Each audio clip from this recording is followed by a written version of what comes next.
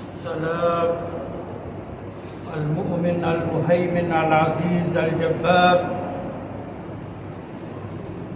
والصلاة والسلام على رسوله أرسل بدين الإسلام وعلى آله وصحبه الأخيار ومن تبعهم بإسلام إلى يوم الإحسان والدين. أعوذ بالله من الشيطان الرجيم. بسم الله الرحمن الرحيم. يا أيها الذين آمنوا ادخلوا في السلم كافة ولا تتبعوا خطوات الشيطان. يقول النبي صلى الله عليه وسلم: المسلم من سلم المسلمون بیدہ ولسانہ. حضرات گرامی،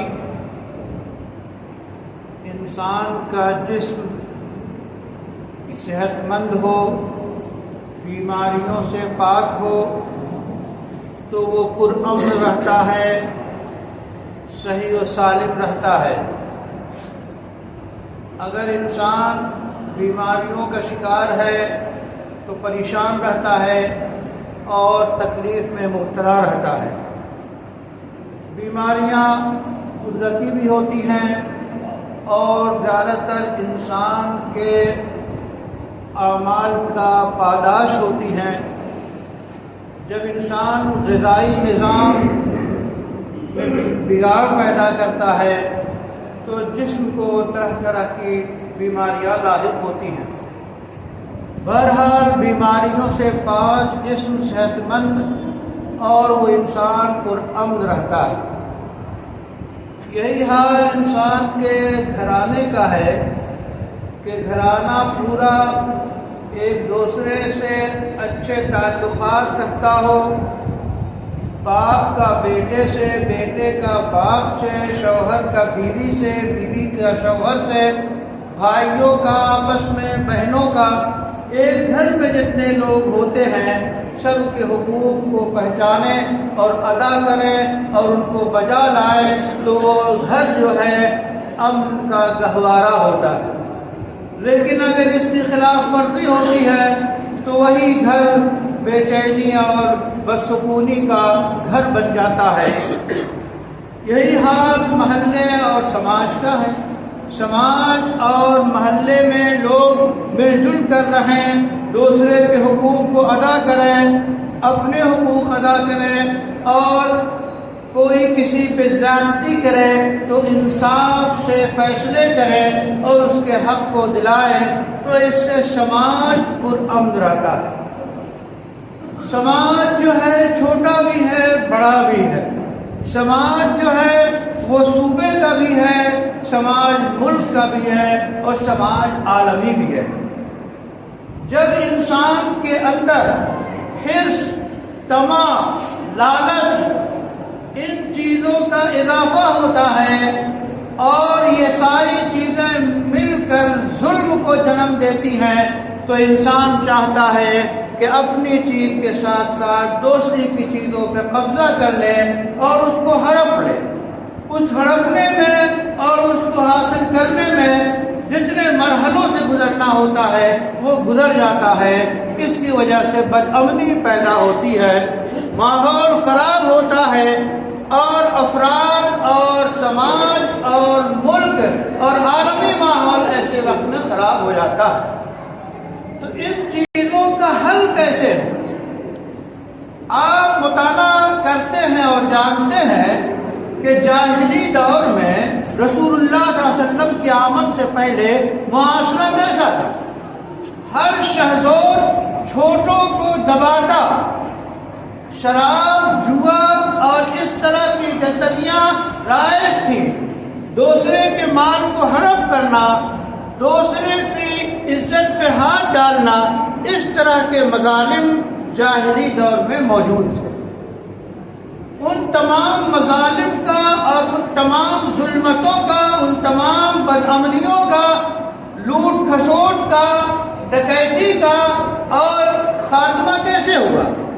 وہ صحن سازی کے میں ہوا جو رسول اکرم صلی اللہ علیہ وسلم تعلیم لے کر آئے، پوری دنیا کے لیے سلامتی کی گارنٹی لے کر آئے۔ گارنٹی امن وہاں ہے جہاں محمد عربی کے فرمان پہ عمل کیا جائے، یہ گارنٹی ہے۔ اللہ اور اللہ کے رسول کے علاوہ کوئی گارنٹی نہیں دے سکتا۔ اس واسطے محمد عربی نے جس طرح اپنے ماحول کو سدھارا، مکہ میں عقیدے کی آبیاری کی، سچا موحد بنایا، توحید کو پھیلایا، ایک اللہ سے سب کچھ ہوتا ہے اس کو سکھایا، اور اس کے ساتھ ساتھ جب ان پہ ظلم ڈھائے گئے اور طرح طرح کی تکلیفیں ایسے لوگوں کو جو سدھار چاہتے تھے دی گئی، تو انہوں نے صبر کیا، برداشت کیا، اور باوجود اس کے کہ کچھ نہ کچھ تو انتقام لے سکتے تھے، بدلہ لے سکتے تھے، لیکن اس وقت ان کو صبر کی ہدایت تھی تاکہ معاملہ زیادہ سے زیادہ بنے اور خرابی کی طرف نہ ہو۔ جب ایک اچھی خاصی انسانوں کی تعداد پختہ عقیدے کی، صحیح فکر کی حامل بن گئی، امن کی جو ہے امن کے ڈھلے ہوئے مجسمے جب تیار ہو گئے، تو ان کو مدینہ لے جایا گیا اور مدینہ کی آبادیوں میں صلح کرائی گئی، دیگر اقوام میں صلح کرائی گئی، ایسے میثاق تیار ہوئے، ایسی حد بندیاں لگائی گئیں کہ بد امنی نہ ہو۔ بد امنی کے خاتمے کے لیے، امن کو لانے کے لیے انصاف کی کسوٹی رکھی گئی کہ انصاف کیا جائے، ہر گورا، کالا، عربی، عجمی، چھوٹا، بڑا، یہ سب کے سب برابر ہیں۔ لا فضل لعربی علی عجمی، کوئی فضیلت کسی سید صاحب کو، کسی شیخ صاحب کو کوئی فضیلت نہیں ہے۔ کلکم بنو آدم و آدم من تراب، سب آدم کے بیٹے ہیں اور آدم کو مٹی سے پیدا کیا گیا، تو سب کی اصل اور خمیر ایک ہے۔ تو کوئی حسب پہ، نسب پہ، ان چیزوں پہ اگر فخر کرتا ہے تو یہ غلط ہے۔ ان تمام چیزوں کو مٹایا گیا اور ایک شیشہ پلائی ہوئی دیوار کنگے کے دانوں کی طرح انسانوں کو اور مومنین کو تیار کیا ہے کہ ہر طرف جو ہے امن پرامن رہے اور امن کو پھیلائے۔ تعلیم رسول ہے صلی اللہ علیہ وسلم کہ مسلم تو وہ ہے جس کی زبان سے، جس کے ہاتھ سے مسلمان محفوظ رہیں۔ دوسری روایت میں الناس، مسلمان تو وہ ہے جس کی زبان سے اور جس کے ہاتھ سے ساری انسانیت محفوظ رہے۔ حتیٰ کہ ہرے درخت کو کاٹنے سے رسول اللہ نے منع فرمایا۔ جس رسول نے ہری گھاس کو، کھیتی، شاداب کھیتی کو اور ہرے درخت کو کاٹنے سے منع فرمایا ہو، وہ انسان کی عظمت کتنی بیان کرتا ہے۔ یہ ہے رسول اللہ کی صداقت اور یہ ہے انسانوں کے جو ہے صحیح زندگی گزارنے کا طریقہ۔ تو وہی فارمولہ جو سیرت رسول ہے، رسول اللہ صلی اللہ علیہ وسلم کا لایا ہوا فرمان ہے، اور وہ آپ نے ایسا ہی نہیں بلکہ آپ نے اس پہ عمل کر کے دنیا کو دکھایا، اور دنیا کا ایک بڑا حصہ اس پہ یہ سیرت مصطفیٰ نافذ رہی، اس کے مطابق لوگ امن میں رہے، سلامتی میں رہے۔ آج بھی جو عالمی بحران ہے، آج بھی جو عالمی جنگیں ہیں، وہ کس لیے ہیں؟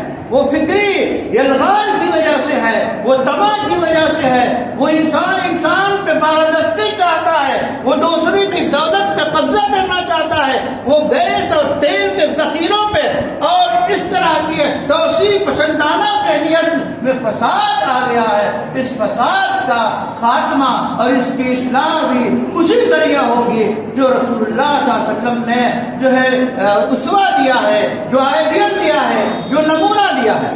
ہم جہاں رہیں آپ صلی اللہ علیہ وسلم کے فرمان کو عام کریں، خود ہم اس پہ عمل کریں، اور جو ہماری بساط ہے کہ دنیا میں انصاف ہونا چاہیے، دنیا پہ ظلم نہیں ہونا چاہیے، کوئی چھوٹے ملک پہ، بڑا ملک یا چھوٹے انسان پہ، کمزور انسان پہ طاقتور انسان ہاتھ نہیں اٹھا سکتا، اس کے ہاتھ کو پکڑنے کی طاقت معاشرے کے اندر پیدا کی جائے کہ معاشرہ اتنا بیدار ہو کہ معاشرے میں ظلم نہ ہو سکے۔